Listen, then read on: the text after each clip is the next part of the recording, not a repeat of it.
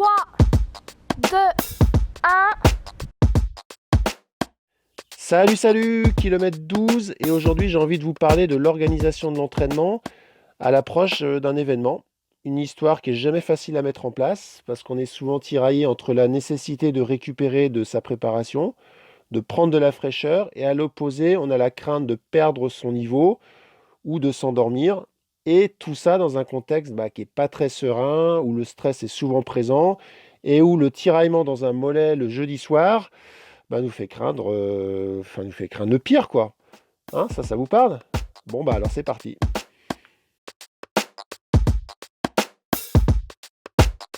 La première chose qui est nécessaire, c'est conserver votre fréquence d'entraînement et votre organisation. Alors, ok, il faut avoir de la fraîcheur au départ de la course, mais il faut aussi être mobilisé. Or, cette balance, elle n'est pas simple à mettre en place. Soit on en fait trop à l'entraînement et on arrive fatigué, soit on veut trop récupérer et on est passif le jour J. Bon, pour éviter de ne pas être passif, le jour J, on conserve sa fréquence d'entraînement et son organisation pour que vous restiez dans le rythme. Donc, si vous vous entraînez 3, 4, 5 fois par semaine, vous gardez cette fréquence d'entraînement. Vous gardez aussi les intensités ou le travail de qualité que vous faites classiquement. Par contre, pour avoir de la fraîcheur, vous allez diminuer fortement le volume, jusqu'à 50%. Donc, si le mardi, vous faites habituellement un footing autour d'une heure et quart, et bien là, vous allez faire un footing de 35-45 minutes. Si le mardi, vous faites une séance de VMA habituellement de 3, 4, 5 km de volume, et bien là, vous allez faire une séance VMA de 1,5 km, 2 km de volume.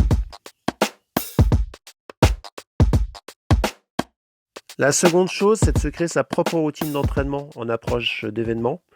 C'est une organisation à mettre en place. Alors, c'est pas fait de rite, c'est pas fait de superstition, mais juste des habitudes qui vont baliser votre chemin vers le jour J.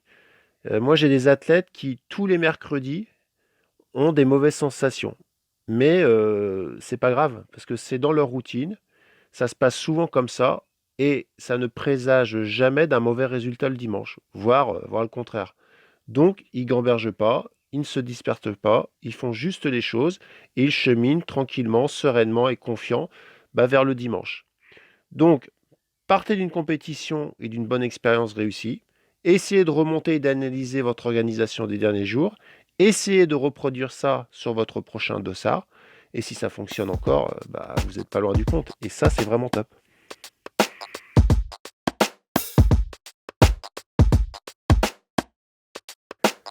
Et de mon côté, en plus des deux grands principes que je vous ai évoqués, je rajoute 5-6 items.